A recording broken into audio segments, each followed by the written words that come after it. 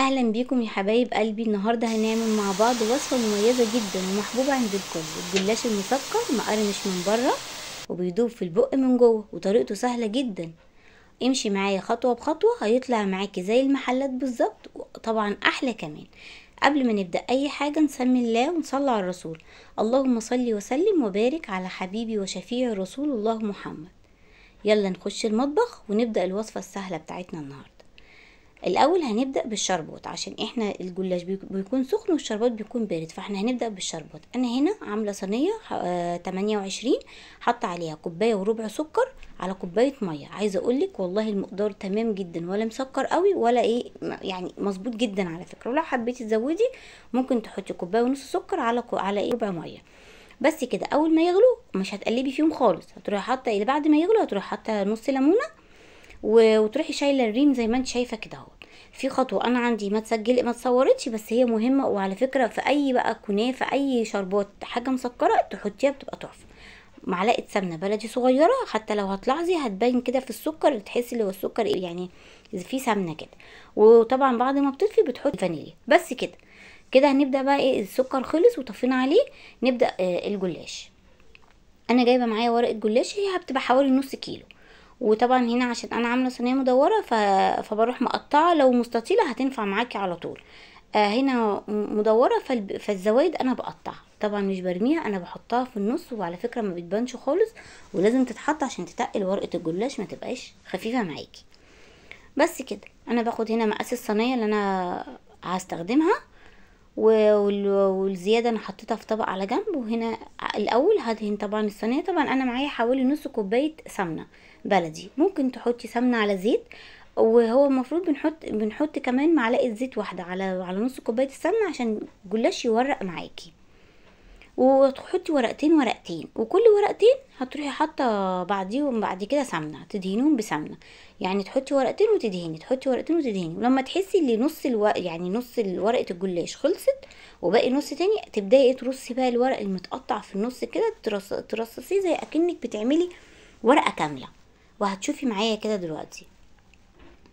عايزه اقولك على حاجه، هي الطريقه العاديه جدا بتاعت يعني امهاتنا بتاعت زمان، بس والله احلى طريقه وجميله جدا وسهله قوي. متاخدش منك وقت، وتفرحي الاولاد بحاجه بسيطه وحاجه متاحه عندك في البيت زي ما انت شايفه كده. بس عشان خاطر يطلع معاكي مورق، كل ورقتين تحطي سمنه بس. وزي ما انت كده شايفه معايا، الورق المتقطع بروح مرصصاه كده زي كأن ورقه كامله لغايه ما بخلصه. برضو هروح حاطه جزء تاني وارجع احط الورق المقطع تاني.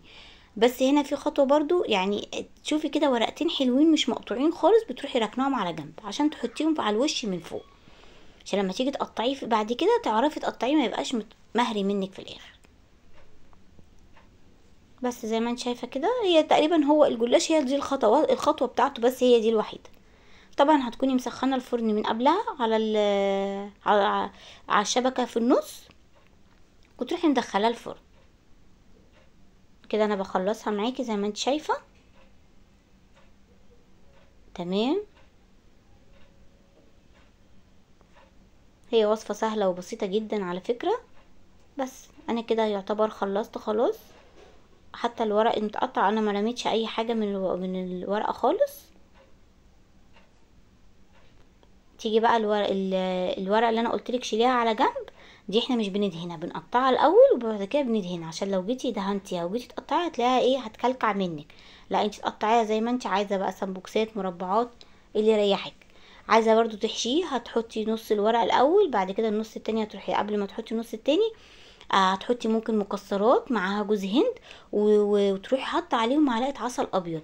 ليه معلقه عسل ابيض؟ عشان لما تيجي تقطعي قطعه الجلاش ما تلاقيش الحشو وقع منك، لا هتلاقيه متماسك جوه ورقه الجلاش، وهتلاقيه هيبقى طعمه تحفه.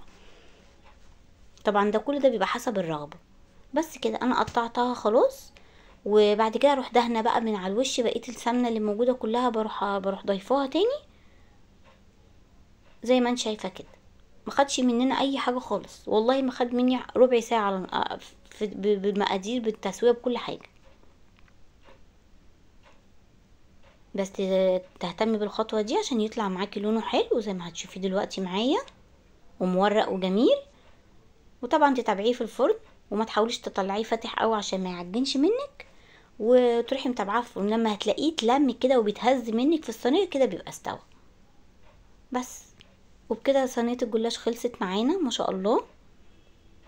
وهنا السكر طبعا كان بارد، لازم الجلاش السكر بارد والجلاش بيبقى سخن علشان يبقى مورق معاكي، وفي نفس الوقت هيبقى مقرمش ومن جوه هيبقى طري كمان. بس. وبكده يكون الجلاش بتاعنا خلص، وطعمه مش قادره اقولك خطير قد ايه. ولو جربتوا الوصفه قولوا لي رايكم ايه في الكومنتات، وما تنسوش اللايك والشير، واستنوني في وصفات تانية سهله واحلى كمان.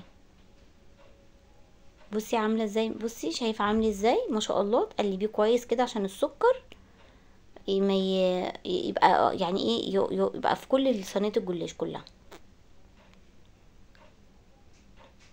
بس ما شاء الله. هنا بقى انا سيبته كان برد. بعد ما برد بقى رحت ايه مقطعه حتت حتت كده بسيطه.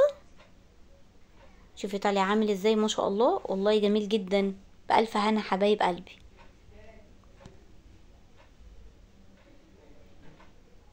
ان شاء الله اشوفكم المره الجايه في وصفه جديده حبايبي.